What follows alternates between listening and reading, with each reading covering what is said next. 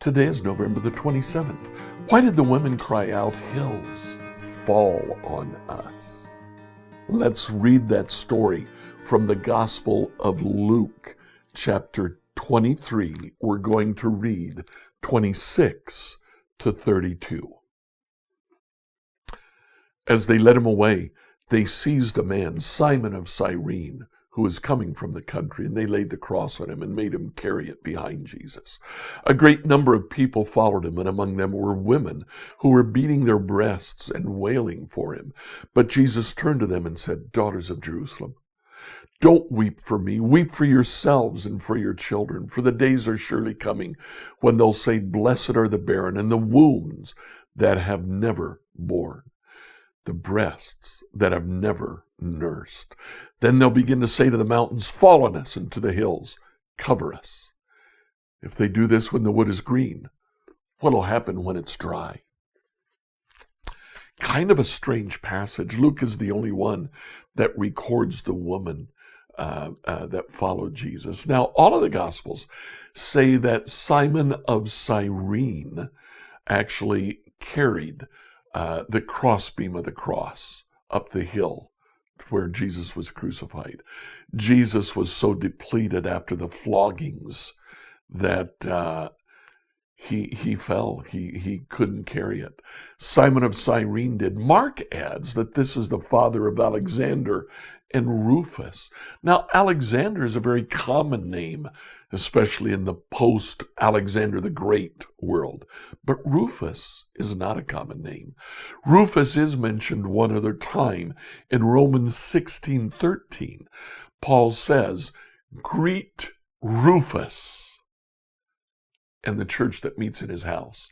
Now, he was writing to Rome. Rufus apparently was a prominent Christian in Rome. He was well known.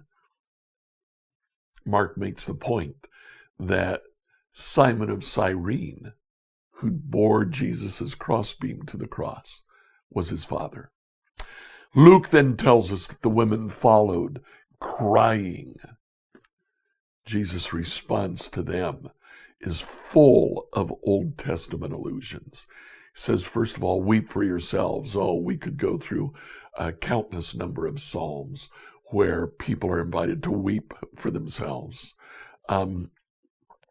Coming calamity, it's what is about to occur is horrible, and it will continue beyond just the crucifixion.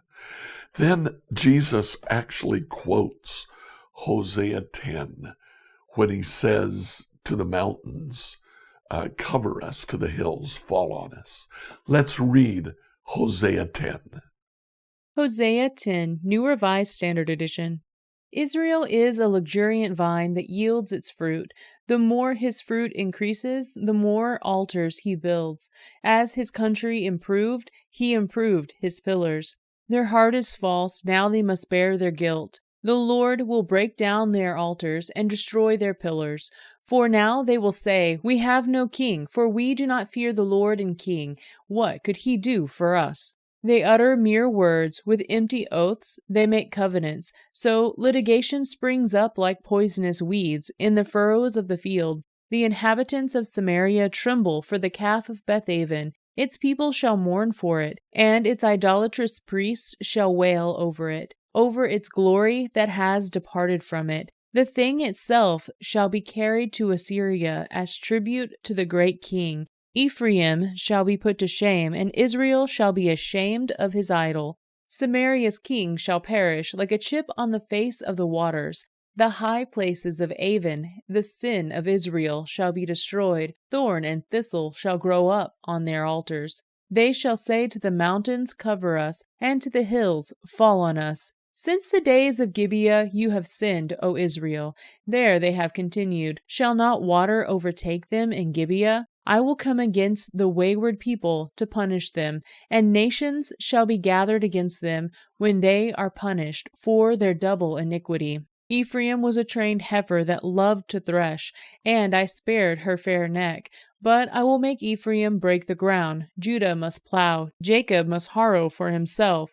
Sow for yourselves righteousness. Reap steadfast love. Break up your fallow ground, for it is time to seek the Lord, that he may come and rain righteousness upon you. You have plowed wickedness, you have reaped injustice, you have eaten the fruit of lies.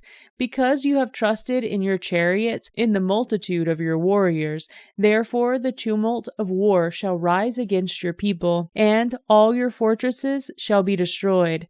As Shalman destroyed Beth Arbel on the day of battle, when mothers were dashed in pieces with their children, thus it shall be done to you, O Bethel, because of your great wickedness. At dawn the king of Israel shall be utterly cut off.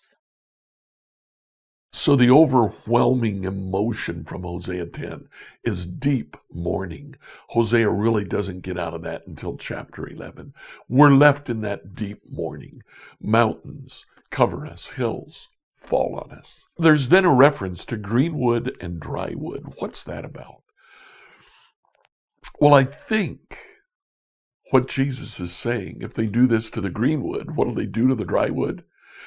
If they do this while Jesus is here, what will happen once he's left? The forecast of mourning goes well beyond just the crucifixion. And indeed, we see persecution and even Christians being put to death in the book of Acts. What do we do about this today? Look around at the world that we live in. Look at the calamities that are occurring. Pray about these things. Weep for the world and ask God what you can do today about that. Scripture reading from the New Revised Standard Version by Emily Herrera. Once a week, New Hope Church uploads its sermon from the previous Sunday, just a sermon. You can find it on our YouTube channel, New Hope Church Greenwood IN, or any of our podcast channels.